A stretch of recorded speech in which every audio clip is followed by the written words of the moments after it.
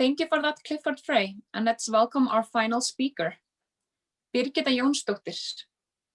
Birgitta Jónsdóttir is a poetician and a former parliamentarian for the Civic Movement and Pirate Party in the Icelandic Parliament. Of both, she helped co-create and chairman for International Modern Media Institute. Birgitta was an Internet Archive Fellow at the EFF in 2019 till 2020. Birgitta was selected as one of the International Politician of the Year in 2016 by Der Spiegel and shortlisted for the VTN Awards in Policy in 2014. She specializes in 21st century lawmaking with focus on direct democracy, freedom of expression, information, and digital privacy within the local and global context. She is an expert in direct democracy and citizen engagement. She is now in a unique position to build bridges of know-how between parliamentary bodies and civil society in regard to policies of the digital age. Birgitta is a long-time activist for Earth, for Peace, for Tibet, and for digital rights. She was a WikiLeaks volunteer and spokesperson in 2010. She played a crucial role in WikiLeaks' release of the collateral murder. During her parliamentary work, she was active in international parliamentary work. She served as a member of NATO Parliamentary Assembly and the IPU. She was elected to the Human Rights Committee for Parliamentaries at the IPU and successfully proposed and wrote a resolution for the IPU titled Democracy in the Digital Era and the Threat to Privacy. Birgitta is a pioneer in web development and in using creative thinking with cyberspace. She was the youngest poet to be published in poetry collection for the National Education Board, and her first book of poetry was published by Iceland's leading publisher. Birgitta has also published her own chapbooks and poetry posters, global anthologies, and chapbooks by poets from around the world. She has appeared in documentaries and has even been featured in a Hollywood film. Her favorite documentaries she has been a part of so far are Wiki Rebels, We Steal Secrets, Stories of WikiLeaks, and Meeting Snowden. She believes individuals can and should change the world. Welcome, Birgitta. Hi, thank you very much for everything I've heard today, and I am so sorry about this long biography. I didn't know that it was going to be read entirely. So back in 2008, I was deeply inspired by an article by Naomi Klein and a book called Shock and Awe. And it was basically about how during times of crisis, there is an opening for profound change. And usually those that get to implement the change are the ones that know how it works. And we have, for example, the Patriot Act as a result, because they were ready with that when 9/11 happened. But back in 2008, when we had this massive opportunity, this massive crisis, we weren't ready. Those of us that felt that we needed to change our societies to make them work for everyone, not just a selected few. And so I got really engaged, and I became a member of all kinds of think tanks and stuff, and all kinds of activist groups, and there were so many of them you could actually choose, and you would actually meet all kinds of different people, not always the same old, because in Iceland we are so few, so you usually just have always the same activists do carry the responsibility of driving progressive ideas. So it was incredibly inspirational, and I really felt that we were at a point in our society where we could actually push fundamental change. Now, I've been an activist ever since I can remember myself. I have never been able to help myself from stepping in if I see something unjust, or if somebody is bullying somebody or something like that. It's just, it's both an amazing thing to be like and a terrible curse. Anyway, so it's so strange to, I find it so difficult to be speaking to that green dot on my screen, because usually what gives me the greatest pleasure in life is to actually talk directly with the people and sense their feedback. It's so important, that human dimension of interaction in real space. But this current crisis is certainly teaching us a lot of new ways of interacting. Anyway, so in 2008, 2009, a lot of us were coming together to figure out how we could build new Iceland, how we could utilize this crisis to bring around profound change. And one of the things I was, since I used to organize protests a lot throughout my life, and of course, culture events and so forth. And so I was sort of the only person that's been organizing protests every week just before the crisis, like for 9 months outside the Chinese embassy, because I was so appalled by the treatment of the Tibetans. And so I sort of immediately got into the loop, because people that were now starting to protest for the first time in their life and organize events needed information about, permissions, where do I get a megaphone, blah, blah, blah. And so I became engaged in helping organizing all these different groups together, so that we could actually have be more of a sledgehammer than 100 different groups with maybe 4 people in it. And one of the things we did was to invite everyone who could possibly think of to come and tell us, all of us, what were the 3 top priorities in order to enact the changes that we were talking about, both collectively and individually as groups. And it was very interesting. I mean, we had, groups from academia to, anarchists and everything in between. And everyone except the anarchist group said, in order to enact change, we need to get inside the place of power, into parliament. And so our task after that meeting was to help facilitate that and create a movement that had an aim to actually get into parliament.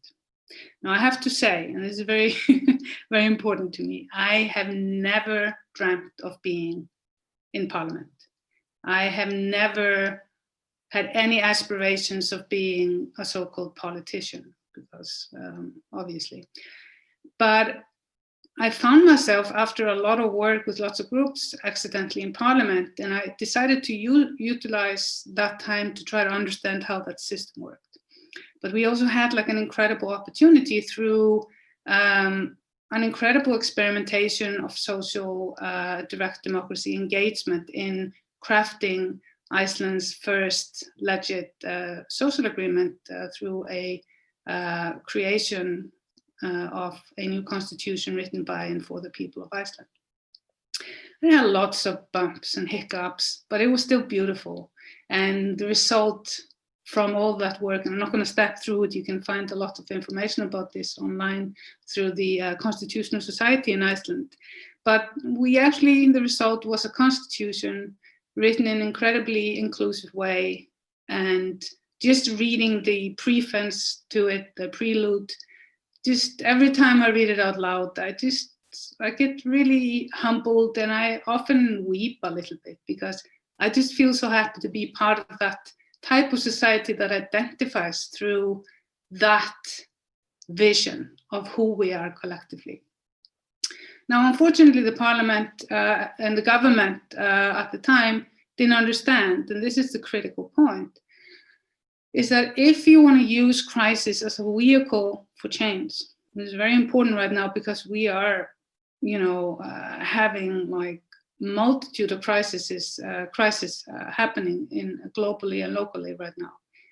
If you want to get real changes done, you have to do it quick, because those that used to have power, when they get back on their feet, they will use their knowledge of how the system works to stop any drawback on their power. So there are like a few critical things to keep in mind. One is like what Clifford is doing, and many of you within the Zeitgeist Movement and those of you that have been speaking today, I've noticed the common thread, and that is very important to see and makes me very hopeful. And that is to gather people from different groups to work collectively on something that you all can agree on, is your priority collectively.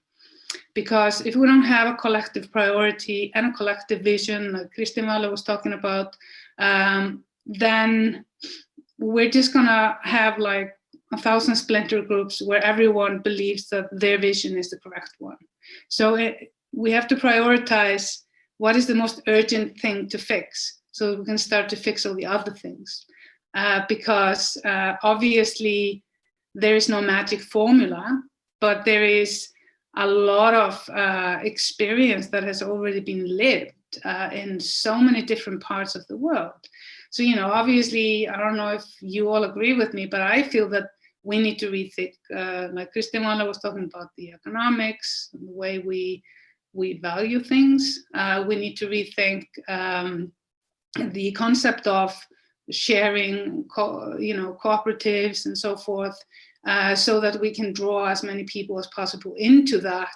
Like with what Einar Bergman was talking about, there's actually a really good documentary about exactly what he is talking about, called The Take, that was actually directed by Naomi Klein. And it's about this cooperative movement in Argentina after that massive financial crisis and the destruction of infrastructure by demands from the IMF and so forth. Like we used to call them in Iceland when we had them, the international motherfuckers. Anyway, so I think, I found it and I shared it on the YouTube channel, because I think it offers a lot of inspiration. So it's about workers in Argentina that figured out that there was a loophole in the law so that they could actually, if a factory, say a sewing factory or an industrial factory was shut down because of bankruptcy, there was a right for if it had been abandoned, the workers had the right to actually take it over and start afresh with it. And the first take like that was actually done by a lot of elderly women in a sewing factory. And it's hugely inspirational. And they also did these massive markets of sharing experience, like, so instead of malls like we have today, they just took these warehouses and places where they had a sharing economy. I don't know how it is today, but there are so many examples that we can resample in our current situations.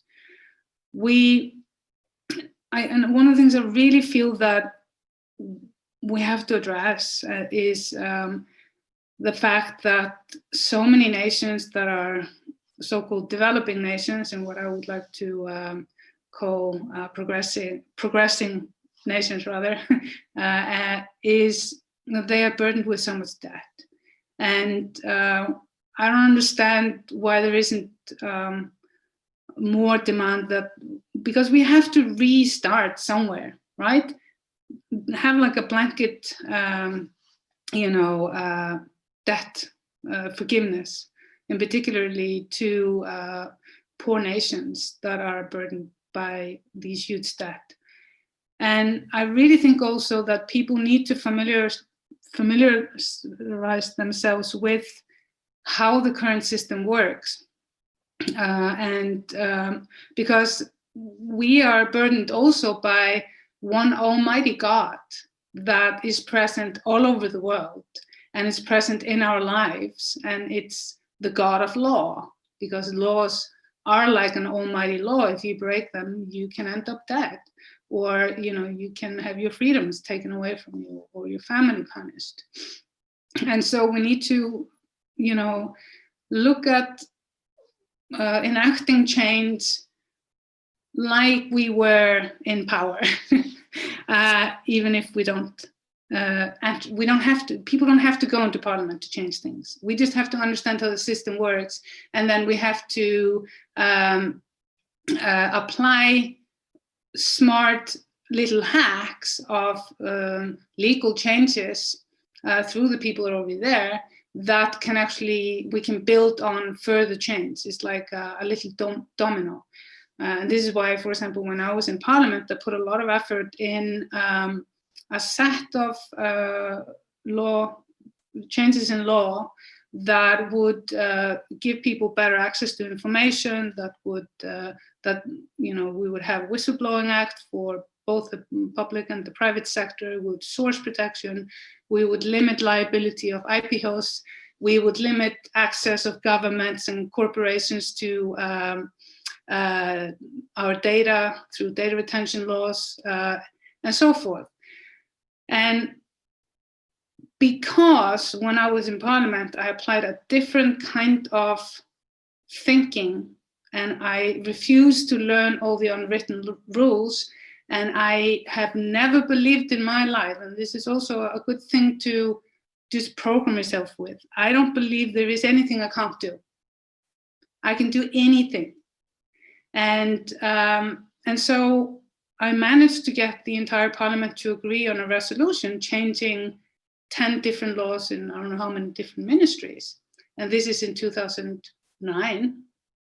And I still have, many prime ministers later, a prime minister finishing this task. And this has never happened before. And I kept telling other parliamentarians, you can do this too. I'm not unique. I just got a unique idea on how to do stuff, use it. Because usually there is this notion that parliaments are powerful, but they transfer all their power to the executive branch, and then the executive branch transfers that power to the lawmaking firms that are often owned by industry. And actually, if you think about who writes the laws, it's actually these law firms. And so as soon as you know that kind of stuff, you are better equipped to come up with solutions that are fundamental solutions. And so right now, obviously I was really inspired by the Zeitgeist Movement. And I even, as a parliamentarian, you have this thing that you're supposed to go and meet your constituency, ever so often. And instead of going to businesses or other sort of governance bodies, I decided to have a free documentary thing where I invited everybody to come to and see a documentary with me. And the Zeitgeist film was the first one that I did. And it was totally full. It was really cool, the cinema. Anyway, so, but I think that right now we have a great opportunity to start to collect and implement, collect the data about stuff that's being done, and then start to implement some of it in our local communities. And it's so great to have people like Clifford that comes in like a breeze of fresh air to us islanders who have been sort of like, here's so much inspiration, and I really like this project. And I think that if we can do, learn from one another throughout, different levels of society and from different countries, and see good examples of how others are doing it and have been doing it maybe for decades, then we can move forward with enough speed that is needed during these crises that we're in. And one of the things I think is also important is to look at, not necessarily, I used to look into universal basic income. I think the universal part of it is maybe not useful, but some type of safety net for people that cannot, because of health situation, for example, provide for themselves, or become like a robust members in a cooperative. So we always have to think about the welfare of everyone rather than just the few that are able. And so I'm looking forward to see more, progressiveness from this movement and all the other movements that you will hook up with, hopefully, because we need to collaborate more than ever. So thank you very much for listening, and have a great day.